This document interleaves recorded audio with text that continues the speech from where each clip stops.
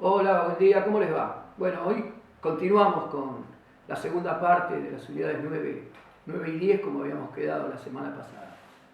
Habíamos llegado, habíamos terminado con la dictadura cívico-militar y todo lo que eso implicó en la desindustrialización, en los ganadores, en los perdedores. Y no obstante, en algún momento la dictadura cívico-militar se fue. Pensaban quedarse un montón de tiempo, pero igual se fueron. La derrota de Malvinas influyó muchísimo. En eso generó muchas internas en su propio interior de las Fuerzas Armadas. Galtieri renunció y termina quedando como presidente Reinaldo Vignone. Y Reinaldo Vignone, frente a las dificultades crecientes que estaba teniendo la dictadura, no solo políticas y con movilizaciones y con fuerzas políticas que ya se movilizaban a pesar de la represión, fuerzas de los trabajadores que hacían movimientos de fuerza a pesar de la represión, tiene que problemas económicos. Entonces llaman a elecciones. Y más allá de idas y vueltas, que fechas, que acá, que allá, hay elecciones. Hay elecciones y en esas elecciones se presentan dos grandes fuerzas. La Unión Cívica Radical, a través de la candidatura de Raúl Alfonsín, y el Partido Justicialista con la candidatura de Menem y Duhalde. Gana Alfonsín, tal vez sin esperárselo, según lo que han dicho ellos, pero arma rápidamente, en un mes de reuniones, arma un proyecto de gobierno para salir de una situación muy difícil en la que se encontraba en ese momento la economía, la sociedad. Entonces el gobierno radical se encuentra con un problema importantísimo que es la deuda externa. O sea, una deuda externa de, como habíamos calculado, unos 45.000 millones de dólares, de los cuales 20.000 estaban ahí casi al borde del default. Y también se encuentra con inflación y con cierta recesión. Por lo menos en los últimos 2 años en los registros hubo caídas en el Producto Bruto Interno importantes, del 5,7 en el 81 y de 3,1 en el 82. Son caídas muy importantes en la actividad económica, en el Producto Bruto Interno. Súmenle a esto una inflación que también está superando los 3 dígitos. Para darles un dato, en el 80 la inflación era del 100%, en el 81 104, anual les estoy diciendo, 164 en el 82 y en el 83, que prácticamente estuvo la dictadura todo el tiempo, 344% anual. O sea, cifras verdaderamente importantes de inflación. Entonces el gobierno, que se encuentra en el problema de la deuda externa, con inflación y con recesión, obligadamente tiene que atacar esa problemática. El primer ministro que tuvo Raúl Alfonsín, un ministro muy apreciado, muy honesto además, fue Bernardo Grisco. Frente a los problemas que yo les acabo de contar, van a tratar de atacar esos problemas. Van a tratar de hacer que crezca el Producto Bruto Interno, que crezca la actividad económica, que se allegue a algún acuerdo en el tema de la deuda externa, tratar de hacer caer la inflación con algunos acuerdos de precios con los grandes grupos, aumentar los salarios reales para que empiece a moverse el consumo. Entonces todo eso eran los objetivos que tenían. Para esos objetivos dieron aumentos de salarios, en suma fija, no porcentuales, aumentaron las tarifas de servicios públicos, que en ese momento todavía estaban en manos del Estado y eran ingresos del Estado. Hubo una fuerte regulación de precios, sobre todo los precios de los productos de primera necesidad, y a los sectores más postergados se les aplicó lo que se conoce como el Plan Alimentario Nacional. Es decir, las famosas cajas PAN, que se le dice y los barrios que se recibían de parte del gobierno en ese momento. Y hay algo importante que quiero destacar. En la gestión de Grispum aumentó el 25% el presupuesto de educación, que estaba por el piso, había caído. Obviamente, esto no era lo que esperaba el establishment, el poder establecido, el bloque hegemónico que ya había empezado a asumir sus ribetes a partir de los acreedores externos, los grandes grupos económicos internos y externos, y los grupos extranjeros que después se beneficiaron con las privatizaciones en la próxima época. Todos esos formaban parte del bloque hegemónico. Y ellos necesitaban más fuerza, más fuerte ajustes, no un programa de este tipo. Por lo tanto, al tener ese poco apoyo, se produce un proceso inflacionario, los grupos monopólicos presionan, hay planteos sindicales permanentes en esta etapa y se producen trabas para la negociación de la deuda externa.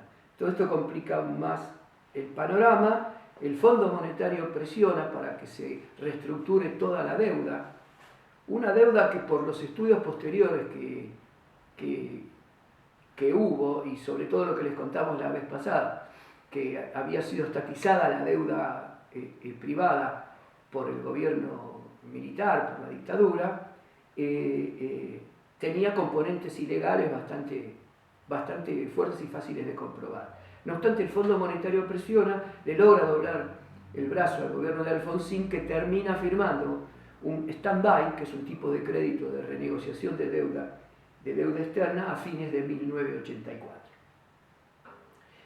Esto implicaba más pagos de deuda externa, etcétera, etcétera, con lo cual se acelera la inflación, aumentan los precios. Bueno, en definitiva, el ministro de Economía Grispum renuncia en marzo de 1985 y asume en su lugar un economista joven, ortodoxo, que es Juan Vital Zurduy. En marzo del 85 asume Zurduy. Y lo que plantea Zurduy es un plan de ajuste que ellos llaman heterodoxo, pero que de heterodoxo no tiene nada, solo cambiaron un par de caretas, pero digamos la cara que estaba atrás era la misma, que se llamó Plan Austral. Era un plan de atacar la inflación a través de una política de shock, un shock antiinflacionario. Ese shock antiinflacionario traía atrás un ajuste fortísimo. Digamos, cuando en el país hablamos de ajuste, hablamos en forma ortodoxa, ya sabemos a qué nos estamos refiriendo. Lo primero que se hace es que la inflación había sido tan alta en los periodos previos, se cambia el signo monetario. Es decir, estaba vigente hasta ese momento lo que se llamaba el peso argentino. Y aparece un nuevo signo monetario que se llamó el austral, siendo un austral equivalente a 1.000 pesos argentinos. Hay un congelamiento de precios, pero fundamentalmente los precios de la economía que se congelan son los de las tarifas públicas, los de los salarios y las jubilaciones, o sea, los que maneja el propio sector público. Hay una devaluación importante. Ustedes saben que en nuestro país, cada vez que hay una devaluación, se refleja inmediatamente en los índices de precios y sobre todo de los elementos que utiliza la inmensa mayoría de la población. Y trata de reducir el déficit fiscal, o sea, el exceso de gastos por sobre los ingresos del sector público, bajando gastos casualmente, tratando de aumentar la recaudación y pidiendo otra vez nuevo financiamiento externo. En el corto plazo tuvo éxito, hubo un año en que bajó la inflación, a ver, según los datos que tengo acá, en el 85 se había llegado a un 672% de inflación. Y en el 86, después de la aplicación, esta aplicación fuerte, bajó al 90%.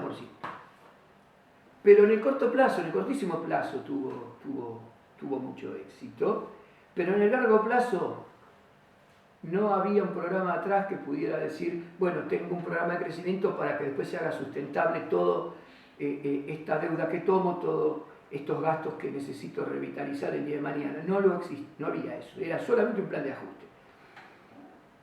En el medio se intentó, por eso decimos que es ortodoxo el ajuste, privatizar algo de las empresas públicas, SOMISA, fabricaciones militares, pero no se pudo. ¿Por qué? Por la férrea oposición del Partido Justicialista. Un partido justicialista que después gobernaría. Quiero que esto quede flotando. La inversión nuevamente derivó hacia lo financiero.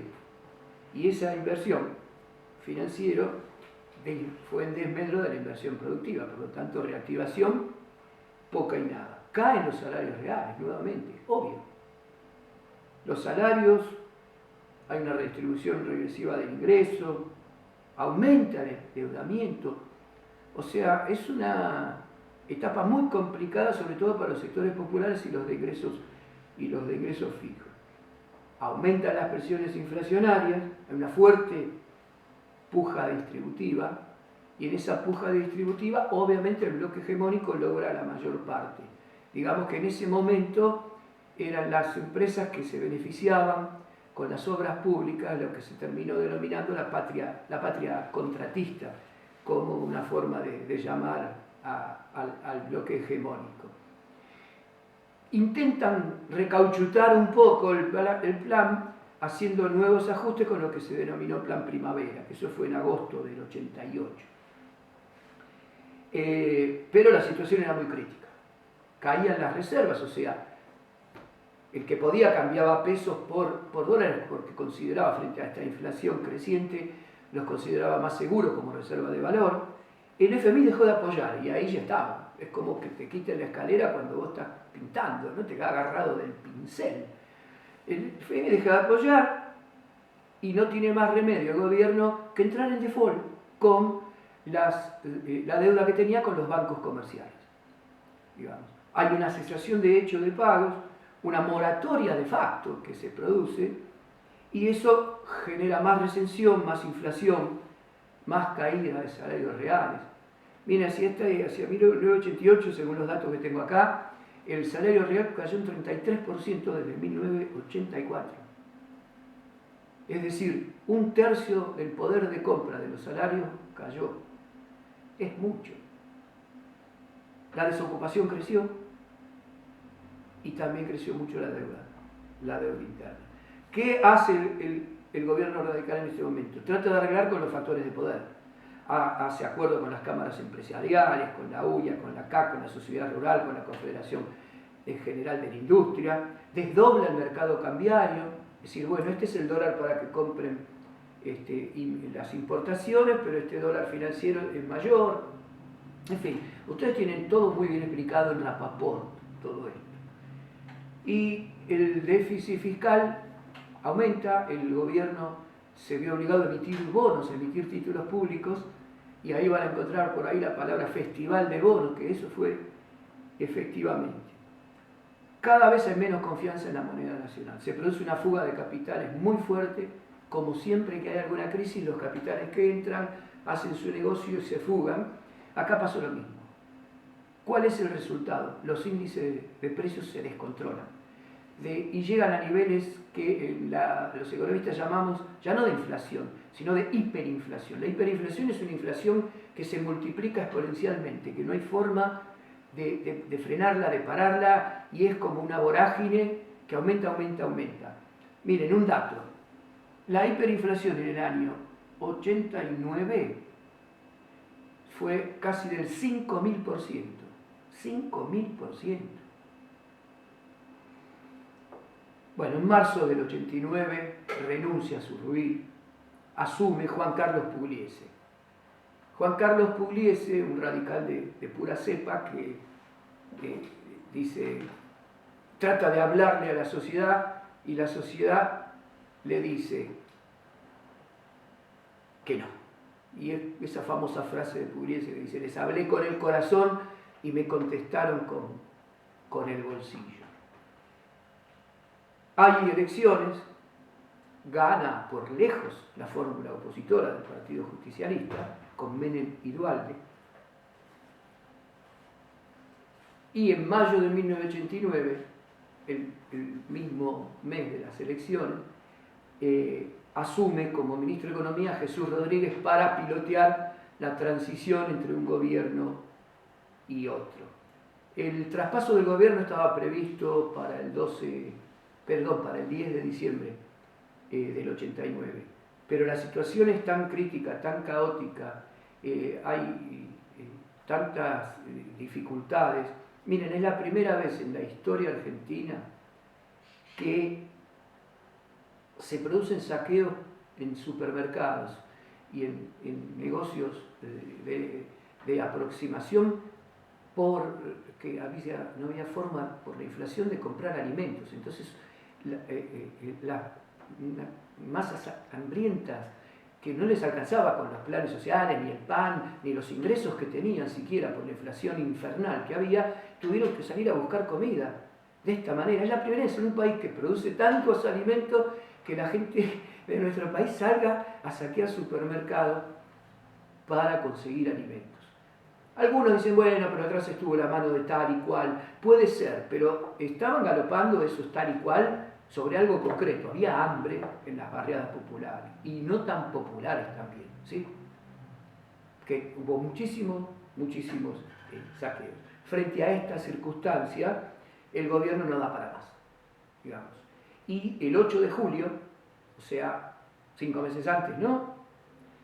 Alfonsín le pasa el poder al nuevo gobierno. Y este nuevo gobierno, el Partido Justicialista, lo vamos a abordar ahora en el próximo videíto que empecemos.